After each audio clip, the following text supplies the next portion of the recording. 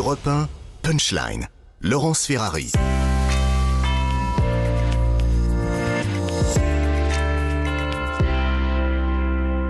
Il est 18h, bienvenue si vous nous rejoignez à l'instant sur Europe 1 et sur CNews. On va évoquer évidemment ce variant Omicron qui nous inquiète tant. Peut-être y a-t-il une bonne nouvelle, c'est que d'après 2 études britanniques, il semblerait moins dangereux, plus contagieux mais moins dangereux que le variant Delta. On fait tout de suite le point avec Clémence Barbier.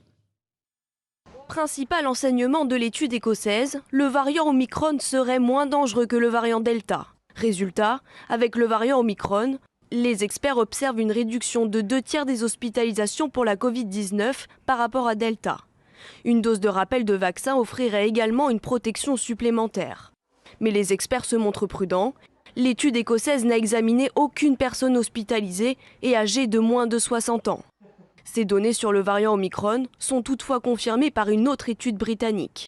Les scientifiques ont constaté une réduction de 20 à 25% dans tout type d'hospitalisation pour Omicron par comparaison avec Delta et une réduction de 40 à 45% dans les hospitalisations pour une nuit ou plus. En revanche, des questions se posent. La diminution de cas graves est-elle due au fait que ce variant est moins dangereux ou est-ce que la population est mieux protégée par le vaccin ou une précédente infection ? Voilà pour les explications de Clémence Barbier. Karim Zerébi, on oscille entre l'inquiétude, évidemment, parce qu'on se dit qu'il va y avoir des mesures de restriction qui vont nous tomber sur le coin du nez la semaine prochaine, et quand même un petit poil d'espoir, parce que visiblement, il est un peu moins dangereux, ce virus Omicron. Oui, et c'est vrai qu'à chaque fois qu'un variant apparaît, on est partagé. On est partagé d'abord à entendre les scientifiques qui nous appellent à la plus grande prudence, ainsi que les décideurs publics. Et puis derrière, on est très attentif aussi aux analyses qui sont portées sur les impacts de ce variant. Il s'avère qu'Omicron a une contagiosité exponentielle qui nous a quasiment presque terrorisé au départ, parce qu'on s'est dit ça y est, allez, on replonge, et on a même reparlé de reconfinement au tout début, parce qu'on s'est dit mais il va falloir qu'on reprenne des mesures très très dures. Et puis petit à petit, il y avait les éléments qui arrivent d'Afrique du Sud, mais aussi de Grande-Bretagne, qui est beaucoup plus, je dirais, fiable, en l'occurrence, parce que le nombre de la population est plutôt proche du nôtre, la démographie également, le niveau hospitalier aussi. Et donc là, on a des informations qui sont moins inquiétantes tout d'un coup, et qui peuvent nous amener à être prudents, à toujours être sur le feu de ces gestes barrières qu'il faut respecter. Les Français se testent massivement, on le voit. Les doses de rappel que plus de 20 millions de nos compatriotes y sont.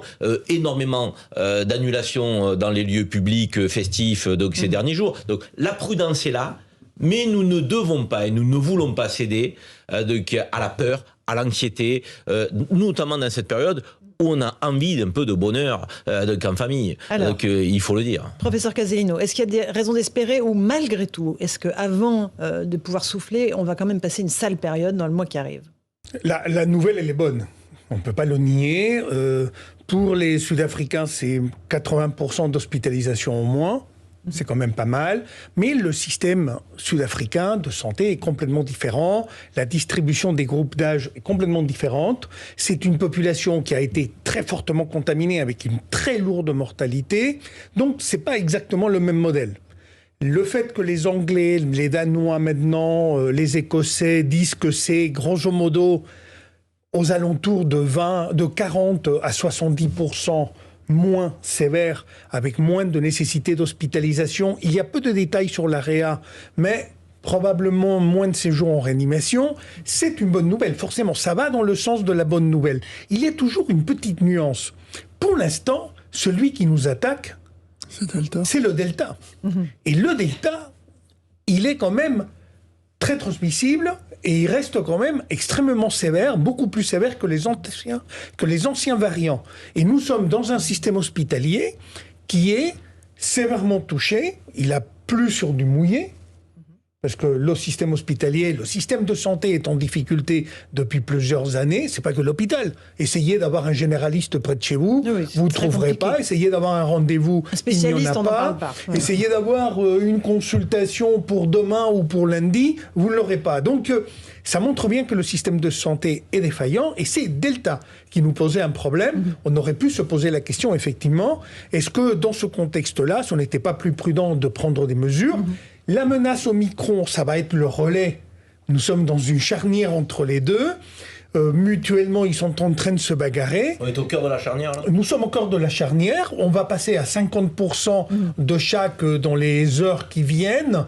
Donc, nous sommes dans le cœur de la charnière. Très certainement, Omicron va l'emporter. Et à partir de la semaine prochaine, il sera à 70 ou 80% des souches qui vont circuler. Et à partir du jour de l'an, il aura complètement emporté.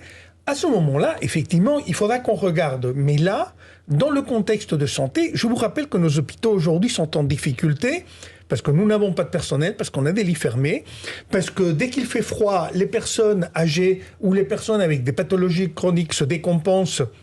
Et aujourd'hui, il n'y a pas un urgentiste, un réanimateur qui ne dise pas qu'il est en difficulté à garder des lits ouverts et qu'il y a beaucoup de demandes de lits, en dehors de la Covid. Que par-dessus de ça, nous avons la menace de la grippe qui commence à pointer du nez en Île-de-France et en Occitanie et dans le reste de la France, et que ça pourrait nous mettre aussi sur le tapis. Notre système de santé est trop diminué pour pouvoir absorber tous ces éléments-là.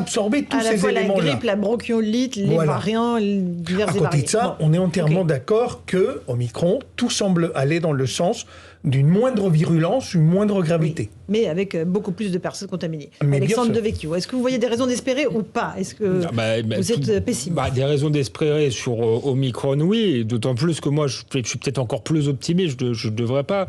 Mais à penser que c'est une bonne nouvelle qui se diffuse autant dans la population, parce que peut-être qu'avec 90% de vaccinés, plus beaucoup de gens exposés, ça peut être le baroud d'honneur de ce virus, et espérons-le, un des derniers variants, et qu'on arrive à une forme ou un début d'immunité collective. Donc de ce point de vue-là, voilà, ça sert à rien de faire peur aux gens. C'est peut-être même une nouvelle positive. Après, il restera, même si on est débarrassé de cette crise, ce qui n'est pas encore fait, le problème d'un système de santé à bout de souffle. Ça a été très bien décrit, et il a été très bien décrit que l'épidémie est quelque chose qui s'ajoute à des difficultés structurelles qui existaient depuis longtemps. Et hélas, ça aurait pu être un des aspects bénéfiques de cette crise. On aurait pu se dire, on va régler tous ces problèmes structurels. 3 ans après, rien n'a été fait. Je crois que la situation est pire parce que les gens sont fatigués, à bout de souffle eux aussi. Et là, voilà, je pense que c'est très grave, et que le jour où il y aura une épidémie beaucoup plus létale, on ne sera pas prêt. Donc il est temps de revoir nos dogmes sur la question de la santé, de sortir des politiques comptables et des politiques de mauvais gestionnaires. On ne le fait pas de 6 mois. Et tu as raison, on a peut-être pris 2 ans de retard déjà. Parce qu'il faut quand même former les gens. Christian Proto, votre analyse? Oui, je rejoins une fois de plus Alexandre dans son analyse. En plus, je suis un optimiste né, donc je pense qu'il faut y croire. Et puis, dans la mémoire des grands événements comme cela, il y avait eu cette grippe espagnole qui avait duré 2 ans. Et puis elle est partie un peu comme elle est venue, parce qu'on ne savait pas soigner à l'époque. Il y avait pas. Donc on peut penser que petit à petit, à force de décontamination, il peut y avoir une immunité qui se fait, y compris avec les gens qui sont malheureusement pas vaccinés. Je voudrais juste rebondir sur ce que dit Alexandre, et qu'on avait déjà évoqué sur le problème de l'état de l'hôpital. Alors là, par contre, moi, je suis pas du tout optimiste. Parce qu'en matière de gestion de crise, je connais le problème. Je l'ai vécu à plusieurs reprises, pas simplement, malheureusement, sur ce sujet. J'ai fait la gestion de crise, et je m'aperçois qu'une société a toujours la mémoire courte. Et quand vous allez annoncer, au moment où tout ira mieux, où il y aura une charge comme il y avait avant, où on a voulu adapter le système médical au nombre de malades que nous avions, pratiquement à flux tendu, c'est un peu comme ça que je le vois, eh bien tout le monde s'est dit, c'est le meilleur moyen de faire des économies, mais personne ne va vouloir anticiper, parce qu'il faudra payer le fait qu'on aura en disponibilité ce dont on a réalisé qu'il nous manquait cruellement, le terme est choisi, actuellement. Voilà.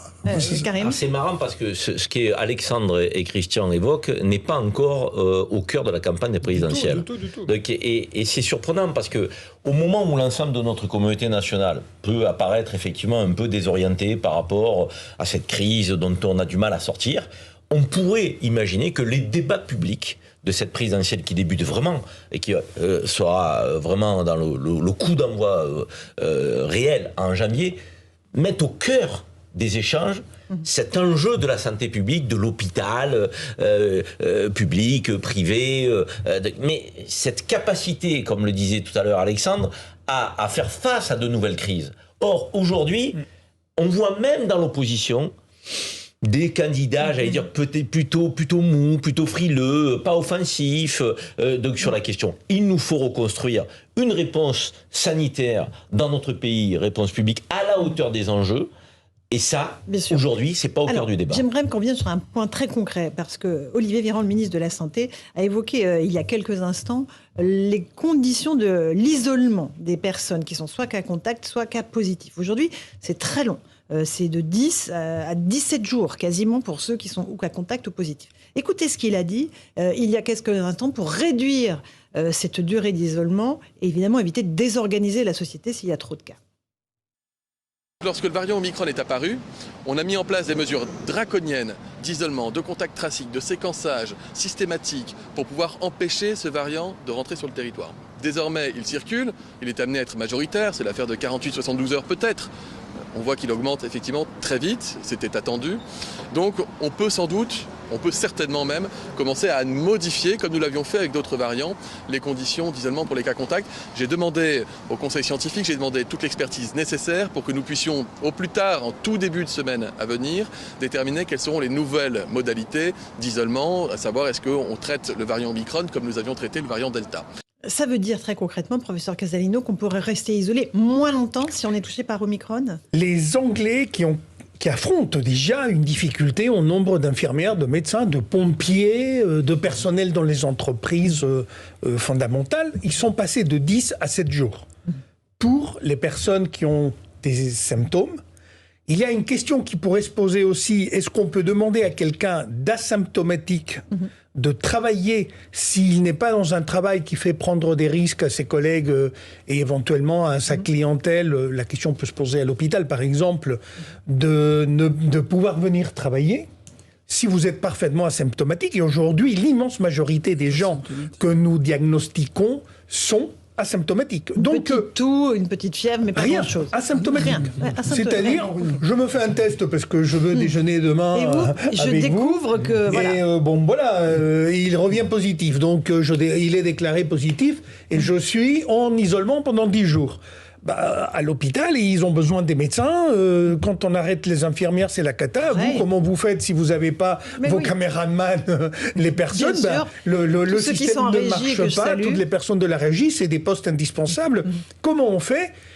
Déjà passé de 10 à 7, c'est pas mal. C'est pas mal. C'est ce que font les Anglais, donc on va sans doute se caler sur eux. Et se poser la question de qu'est-ce qu'on fait chez une personne asymptomatique, parce que probablement une personne complètement asymptomatique et beaucoup moins contaminante. Ça avait été remis en question pour les deltas. On pouvait être malgré tout contaminant. Mais si on est masqué tout le temps, si on est extrêmement raisonnable, on peut se poser la question si vraiment c'est sur des postes essentiels et on met en danger le fonctionnement de notre structure si on l'arrête pendant 10 jours. Pire encore avec les contacts. Ils sont même pas contaminants. Ils sont pas contaminants et pas contaminés. Et ils restent quand même à la maison. Pas contaminants parce que pas contaminés, vous avez raison.